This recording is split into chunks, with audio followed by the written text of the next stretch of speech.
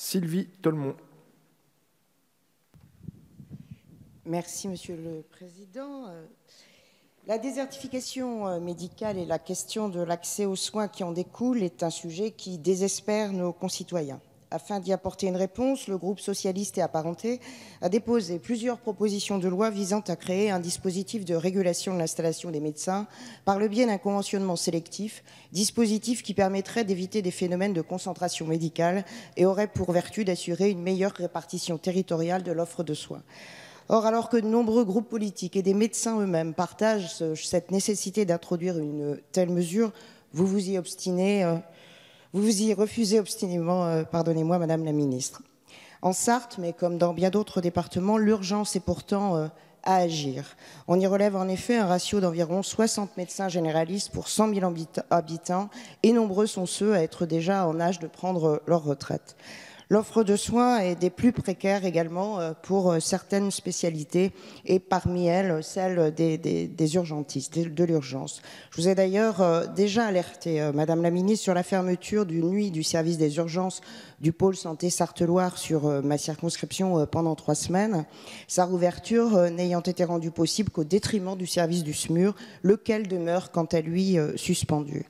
Aujourd'hui, la Sarthe est confrontée à une situation extrêmement grave et vraiment, Madame la Ministre, j'attire votre attention sur la fermeture depuis le 1er janvier du service de réanimation pédiatrique du centre hospitalier du Mans, fermeture qui s'explique là encore par des difficultés de recrutement. Pour bien comprendre, les enfants âgés de 3 mois à 15 ans ne peuvent donc plus être pris en charge dans une unité de réanimation adaptée en Sarthe et à l'hôpital du Mans. Ils devront être transférés à Angers, à Nantes, à Tours ou même à Paris. Cette fermeture risque, à défaut de recrutement rapide, de remettre en cause le statut de niveau 3 de la maternité, ce qui lui permet concrètement aujourd'hui la prise en charge de grossesses à très haut risque et la naissance de très grands prématurés. Pardonnez-moi, Monsieur le Président, mais la situation est vraiment très très grave. Donc, Madame la Ministre, permettez-moi de vous inciter à prendre des mesures immédiates et ne pas attendre d'hypothétiques changements dans plusieurs années. Merci beaucoup, Madame Tolmont. Madame la Ministre, vous avez la parole. Merci, Monsieur le Président. Madame la députée Sylvie Tolmont, non, ce n'est pas un refus obstinément. Force est de constater que toutes ces mesures d'installation coercitive sont toujours prônées par l'opposition, mais n'a jamais mis en place quand les oppositions arrivent au pouvoir. Non pas pour des raisons de lobby médicaux, comme certains le suggèrent, mais simplement parce que tout le monde sait que cela ne marche pas.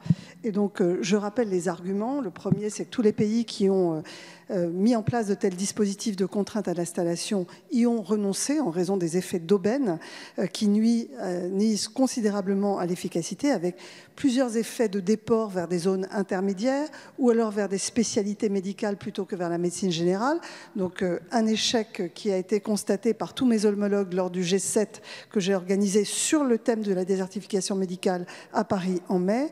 Deuxièmement, il est difficile de constater qu'il y aurait des zones surdenses aujourd'hui en termes de médecins qui pourraient ne pas bénéficier d'installations de médecins généralistes. Aujourd'hui, toute la France est, entre guillemets, en zone sous-dense en médecine générale, donc ça affecte l'ensemble du territoire.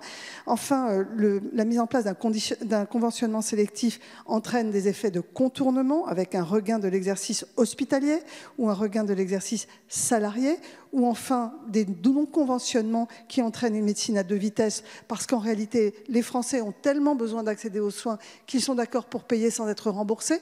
Donc c'est une médecine que nous ne souhaitons pas, et je suis certaine que le Parti socialiste ne la souhaite pas non plus. Enfin, certains renoncent à exercer la médecine. 25% des médecins nouvellement diplômés, toutes spécialités confondues, ne s'inscrivent pas à l'ordre des médecins et n'exercent pas dans les filières de soins. Donc nous avons besoin de rendre l'exercice attractif, incitatif, et donc le conventionnement sélectif n'est pas une bonne mesure, et ça n'a pas marché pour les infirmières et les sages-femmes.